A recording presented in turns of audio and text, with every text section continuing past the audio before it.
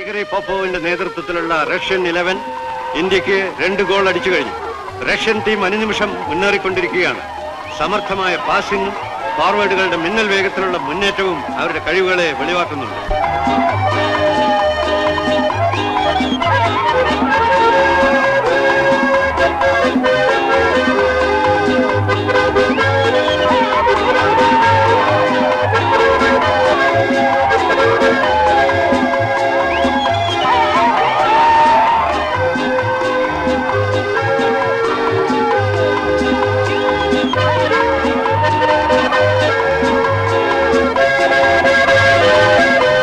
Indian ക്യാപ്റ്റനായി തിരഞ്ഞെടുക്കപ്പെട്ടിരുന്ന പ്രസാദിന്റെ അഭാവത്തിൽ അമാർ ഗുപ്തയുടെ നേതൃത്വത്തിലുള്ള ഇന്ത്യൻ ടീം 1 ഗോളെങ്കിലും മടക്കിയെടുക്കുവാൻ ഭഗീരഥ പ്രയത്നം ചെയ്യുകയാണ്.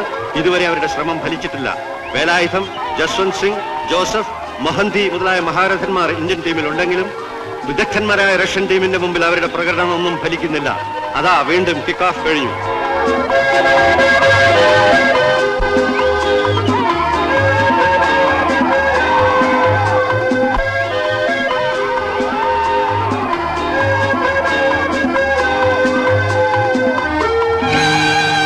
കലീലിന്റെ കാലിൽ നിന്ന് വേലായുധം പന്ത് തട്ടിയെടുത്ത് ജോസഫിന് കൊടുത്തു.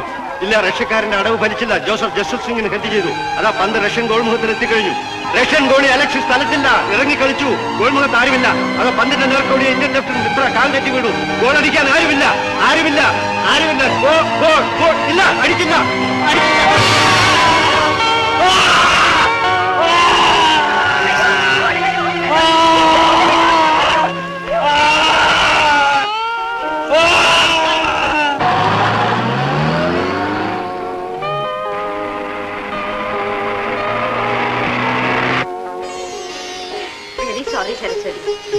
ഞാൻ ഇന്നത്തെ പ്ലെയിനിൽ തന്നെ നാട്ടിൽ പോകും. തമ്മിൽ കാണാൻ പറ്റുമെന്ന് തോന്നുന്നില്ല. അല്ല, അത്യാവശ്യമുണ്ട്. പിന്നെ എനിക്കൊരു ജോഡി ഫുട്ബോൾ ബൂട്ട്സ് വേണം.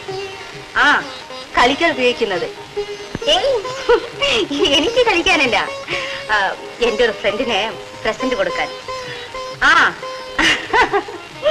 എവിടെ കിട്ടും? മൗണ്ട് ഹോട്ടലോ? ഓക്കെ, ശരി. പിന്നെ കാണാം. Bye bye.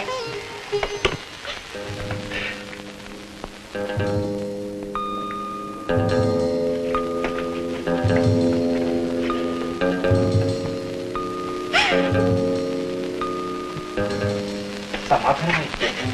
പ്രസാദ് ഒന്നും സംഭവിക്കില്ല. ദൈവം നമ്മളെ രക്ഷിക്കും. നിങ്ങൾക്കങ്ങനെ പറയാം. പ്രസാദ് നിങ്ങളുടെ ആരുമല്ല, ഞങ്ങളുടെ കുടുംബത്തിലെ വിളക്കാണ്. അറിയാമോ?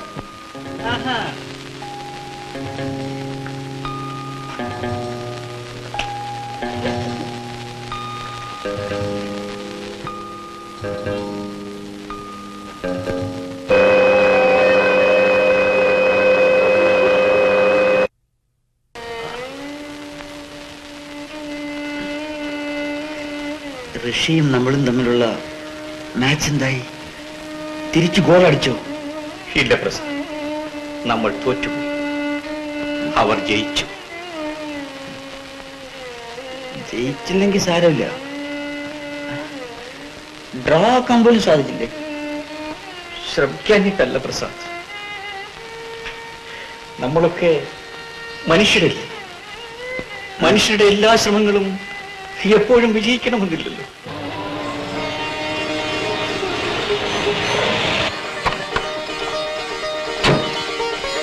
എപ്പോ വന്നു? വരുന്ന വഴിയാ, വീട്ടിൽ പോയില്ല. ഡ്രൈവറോട് നിൽക്കാൻ പറയൂ.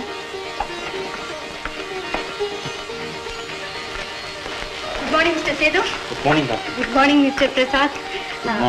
പാസ്പോർട്ടിന്റെ കാര്യമെല്ലാം ശരിയായി. പ്രസാദിന്റെ കാലിന്റെ കെട്ട് അഴിച്ചു കാണുമല്ലോ. ഞാനൊരു നല്ല സമ്മാനം കൊണ്ടുവന്നിട്ടുണ്ട്. ഇതാ, ഈ ബൂട്ട്സ് ഇട്ടുകൊണ്ട് വേണം പ്രസാദിനി ആദ്യമായിട്ട് ഫീൽഡിൽ ഇറങ്ങാൻ. ആ ഷൂസ് അണിയാൻ പ്രസാദിന് ഭാഗ്യമില്ല ഡോക്ടർ. പ്രസാദിനി ഒരിക്കലും ഫുട്ബോൾ കളിക്കില്ല.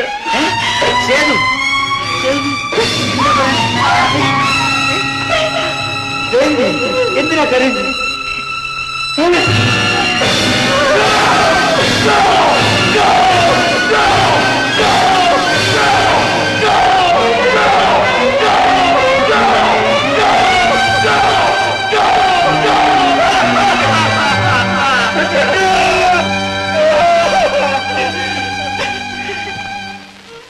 അച്ഛന് തന്നെ അപകടം സംഭവിക്കുമെന്നായി. മറ്റു നിവർത്തിയൊന്നുമില്ലാത്തത് കൊണ്ടാണ് അച്ഛൻ ഈ തീരുമാനമെടുത്തത്. കാല് മുറിച്ചില്ലായിരുന്നെങ്കിൽ പ്രസാദ് ജീവിക്കുമായിരുന്നില്ല. എന്തിനിങ്ങനെ അവര് മരിച്ച നിലയിൽ ജീവിക്കുന്നു? അദ്ദേഹത്തിന് എന്നെ കൊന്നുകളയാമായിരുന്നില്ലേ? മറ്റുള്ളവർക്കൊരു ഭാരമായി ഞാൻ എന്തിനിങ്ങനെ ജീവിക്കുന്നു? ഇല്ല, ഒരിക്കലും പ്രസാദ് ആർക്കും ഒരു ഭാരമായിരിക്കില്ല. ഇനി ഞാൻ പ്രസാദിന്റെ കൂടെ ഉണ്ടാവും. ഒരു കാര്യം തീർച്ചപ്പെടുത്തി കഴിഞ്ഞു, ഞാൻ അമേരിക്കയിലേക്ക് പോകുന്നില്ല. ജയന്തി എന്താണ് ഈ പറഞ്ഞത്? പെട്ടെന്നുള്ള വികാരം കൊണ്ട് സ്വയം മറന്നു പോകുന്നു. ഇല്ല, ഇനി അങ്ങേ വിട്ട് ഒരു ജീവിതം എനിക്കില്ല. എന്റെ ജയന്തി, നീ എന്താണ് ഈ പറയുന്നത്? ഹയർ സ്റ്റഡീസ് വേണ്ടെന്നോ? പെട്ടെന്ന് ഇങ്ങനെ ഒരു തീരുമാനം എടുക്കാനുണ്ടായ കാരണം? എന്റെ മനസ്സിന് ഒരു ശാന്തിയുമില്ല. അച്ഛൻ എന്നോട് ക്ഷമിക്കണം, ഞാൻ അമേരിക്കയിലേക്ക് പോകുന്നില്ല. വാട്ട്? നിനക്ക് ഭ്രാന്തുണ്ടോ Jayanthi? You are losing a golden chance. അച്ഛാ, കൂടുതൽ എന്നോടൊന്നും ചോദിക്കരുത്. എനിക്ക് വേറൊന്നും പറയാനില്ല.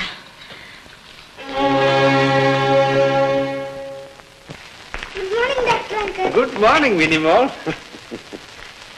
നീ മിടുക്കിയായി പോയി. നാളെ പോകാൻ നോക്ക്.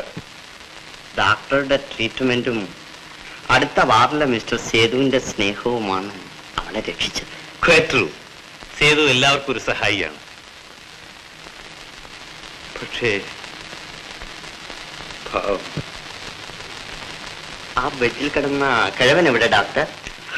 ആ സാധുവിനെ ഭ്രാന്താശുപത്രിയിലേക്ക് അയക്കാതിരിക്കാൻ ഞാൻ ആവുന്നത്ര ശ്രമിച്ചു. പക്ഷെ ഫലിച്ചില്ല. അവിടെ കിടന്ന് പോസ്റ്റ് ഓഫീസുകാരെ ചീത്ത വിളിക്കുകയായിരിക്കും. സേതുവിനുള്ള ഇഞ്ചക്ഷൻ റെഡിയാണോ? കമോൺ. അതെ സർ, ഒരു 12 ദിവസത്തെ ലീവ് കൂടി മതി. ആ 12 ദിവസം കൂടി കഴിഞ്ഞാൽ എന്നെ ഇവിടെ നിന്ന് വിട്ടയക്കും.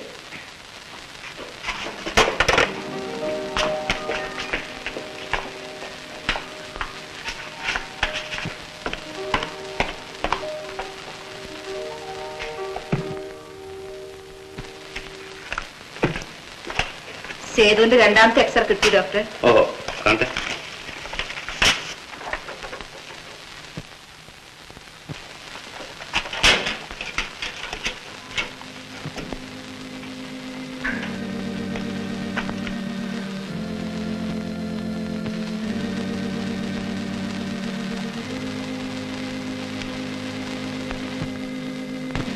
ക്യാൻസർ നല്ലതുപോലെ പറന്നു പിടിച്ചു.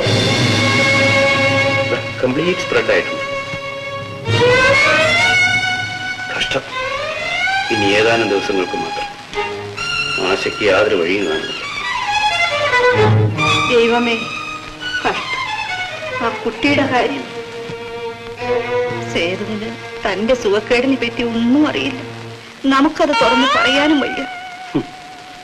പറഞ്ഞുകൊണ്ട് ആർക്കാ ഗുണം? ചിലപ്പോൾ ദോഷം സംഭവിക്കാനും ഇവിടെയുണ്ട്. ഇവക്ക് നല്ല ക്ഷീണമുണ്ട്. ചിരിക്കുമ്പോ ദുഃഖം ചിരിക്കടന്നേ തോന്നും. സേതുവിന് ബന്ധുക്കളായി ആരെങ്കിലും ഉണ്ടെങ്കിൽ ഇനി അവനെ ചികിത്സിച്ചുകൊണ്ട് പ്രയോജനമില്ലെന്നും പറഞ്ഞ് ഡിസ്ചാർജ് ചെയ്യാം. പക്ഷെ അവൻ ആരും ഇല്ലല്ലോ. ഇനി ഏതായാലും കുറച്ച് ദിവസങ്ങളല്ലേ ഉള്ളൂ. അത്രയും ദിവസം സന്തോഷമായി കഴിഞ്ഞു കൂടെ.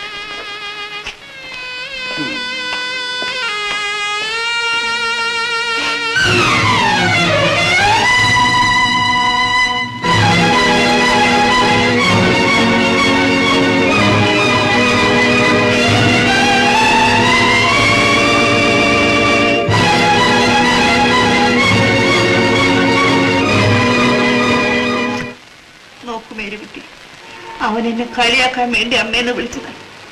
പക്ഷേ ആ വിളി എന്റെ മനസ്സിൽ നിറഞ്ഞു പോയി. അവൻ എന്റെ മകനാണ് മേരിക്കുട്ടി. ഇനി അവന്റെ കിടക്കയിലെടുത്ത് ഞാൻ എങ്ങനെ പോകും? പാവം ചെയ്തു. നല്ല മരത്തിലെ ഏത്തിൽ പിടിക്കും. നമുക്കിനി എന്ത് ചെയ്യാൻ സാധിക്കും സിസ്റ്റർ?